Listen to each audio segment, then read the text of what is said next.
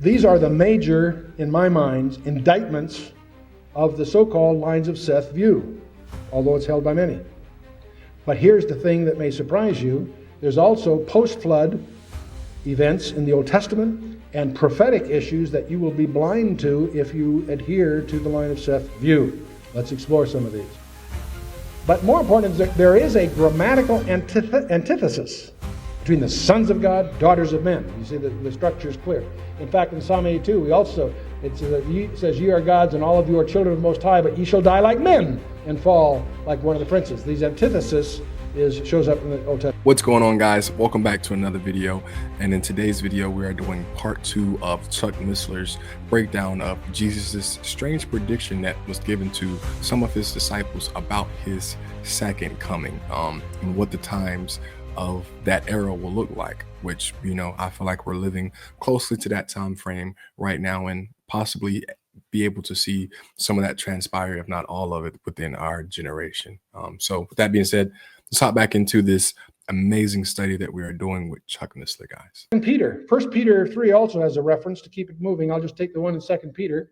2 Peter says, "For if God spared not the angels that sinned, but cast them down to hell," and the word he uses, that's what it's translated in English, it happens to be Tartarus, I'll come back to that, "and delivered them under chains of darkness to be reserved in judgment, and spared not the old world, but saved Noah," and he goes on. Peter echoes the same thing that Jude says, but he adds a couple of insights. He ties it to the days of Noah. These are angels that sinned. Where are they now? They are in a special holding place. They're not in hell as we think of it, neither Sheol nor Gehenna, someplace else. A place that Peter calls Tartarus. The word Tartarus only appears here in the Greek New Testament. However, we know a lot about the word in the Greek vocabulary. The word Tartarus is a Greek term for a dark abode of woe. It's the pit of darkness of the unseen world. It shows up, for example, in Homer's Iliad, and it's described as being as far below Hades as the earth is below heaven. This is not just a regular place. It's someplace really special. So is he saying that since the time of Noah, these angels have been placed in a holding cell that resides so far beneath hell that it is as far as earth is from heaven? That's insane. That's insane, guys. I don't know what that means. That means they'll be released before, that time that strange prediction that Jesus gave to his disciples about it being like the time of Noah when he returns. I want to nail another alternative view down, because many people in this audience, probably, I will not ask for a show of hands, have been taught a different view of this passage, a very commonly taught view. And there are many outstanding, excellent authorities that happen to hold this view. But I no longer believe it's very optional for us. There are many things in the scripture where good men can have different views. But I think it's important for you to consider yourself the viability of the lines of Seth view, because unless you go the other way, there are many other things that I don't think you'll be able to understand. Let me just indulge me, if you will. The lines of Seth view is a view that this word "sons of God" really refers to the faithful leadership of the Sethites. The daughters of Adam really refers to the daughters of Cain. And they were supposed to be separate. And the sin that's involved is their failure to maintain separation.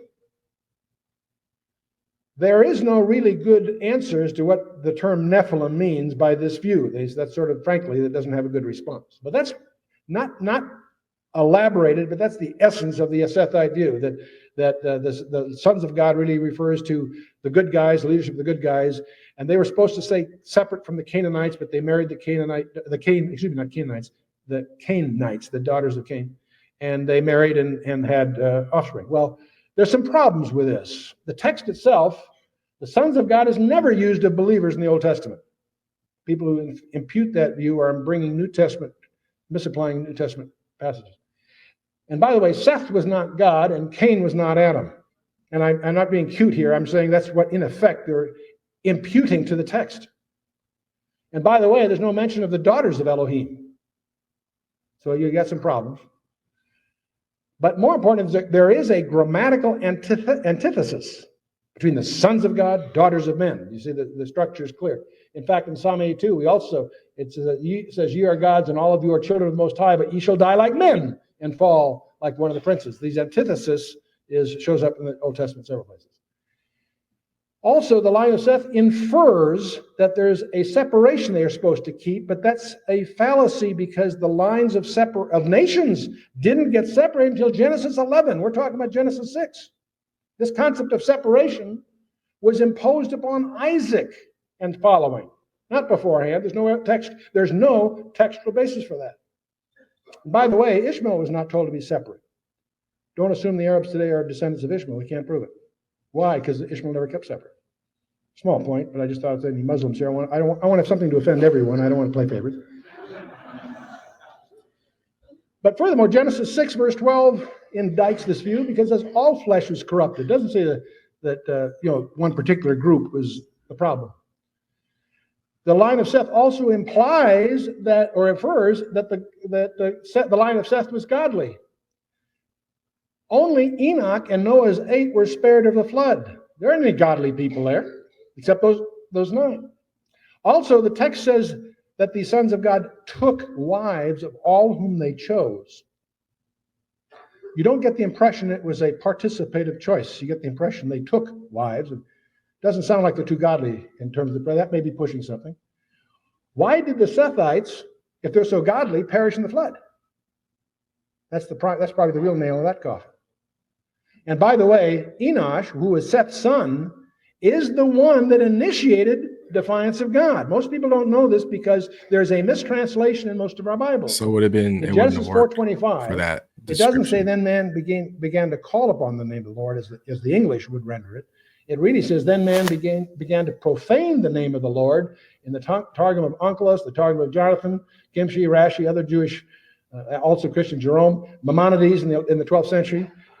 The authorities that, if you really get in behind that verse, you'll discover that our English Bible has a misleading rendering of that.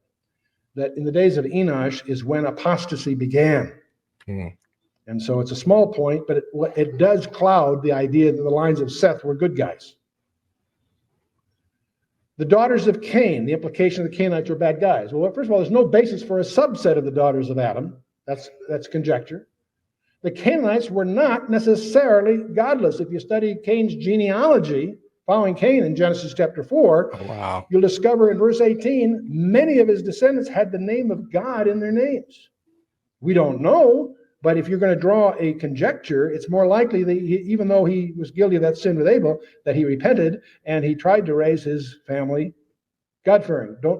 This idea that Sethites were good guys and the Cainites were bad guys is a contrivance of liberal scholarship, not of the text.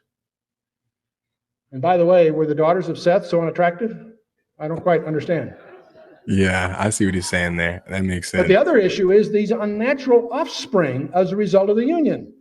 What are these Nephilim? Now, they had supernatural offspring. Now, by the way, and that's something the line of Seth argument doesn't answer. It doesn't answer for that. So, he's lining it up to show you that, yeah, it's looking like fallen angels, Nephilim. Yes, I don't think it's dealing with the line of Seth. I think it's being literal when it's talking about the son. When it's talking about the sons of God, it's talking about the fallen angels or the benign Elohim. A believer or an unbeliever gets married, they may have monsters, but they don't have, unnatural offspring. And also, it implies that there were no X chromosomes among the Sethites. There were no women of renown, only men of renown. And why was Noah's genealogy so distinctively highlighted in Genesis 6:9? Now, in the mouth of 2 or 3 witnesses, as I pointed out in Jude 6 and 7, 1 Peter 3:19 and 20, and 2 Peter 2, verses 4 and 5, even the unique use of the Greek term is fascinating. The New Testament seems to very clearly corroborate what I'll call the angel view of Genesis 6. So let me just summarize. We've got a problem with the text itself. We've got inferred separation, inferred godliness of Sethites, inferred Canaanite subset, unnatural offspring, New Testament confirmations. These are the major, in my mind, indictments of the so-called lines of Seth view, although it's held by many. But here's the thing that may surprise you. There's also post-flood events in the Old Testament and prophetic issues that you will be blind to if you adhere to the line of Seth view. Let's explore some of these. By the way, the angel view prior to the birth of Christ was in the traditional rabbinical literature, Book of Enoch, as I mentioned earlier, the testimony of the 12 patriarchs. It's not a member of the canon, but it does describe the linguistic structure of that day. Josephus Flavius, Septuagint. The early church fathers, Philo of Alexandria, Justin Martyr, Irenaeus, and the whole list, held the angel view. The early church believed in angels. Then where did the line of Seth idea begin in the 5th century? Celsus and Julian the Apostate used the traditional belief in angels to attack Christianity. And Julius Africanus resorted to the Sethite theory as sort of a more comfortable explanation. They're uncomfortable with the angel idea, and understandably. As you look at that, it's pretty weird. Cyril of Alexandria used the line of Seth to repudiate the Orthodox projection, and here's the problem. Augustine picked it up, and he embraced the Sethite theory, and it became the doctrine of the Catholic Church, and thus it still derives to the denominational churches, and it prevailed, of course, as the dominant view into the Middle Ages.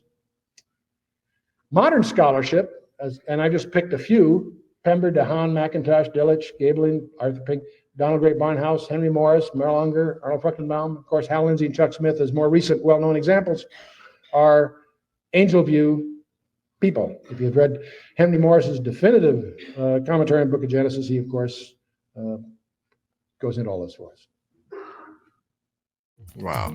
There you have it, man. That's very fascinating. That's very fascinating. And it kind of solidifies that idea for me that it will be similar to the days of Noah when Jesus returns for his second coming, that there will be Nephilim walking around, or fallen angels mixing with humans, and you know, that product walking around, guys. But hey, man, if Chuck Missler fascinates you as much as I do, please like and subscribe to our page, guys. It shows me that you guys like watching Chuck Missler, and we'll definitely continue our studies together here on the channel. If you guys want to support the channel any further than that, you can copy some merch at jesusandjapan.store. Use code Holy Spirit at checkout for 20% off. And other than that, I appreciate you being here today. God bless you, and I hope you have a good one. See you in the next one.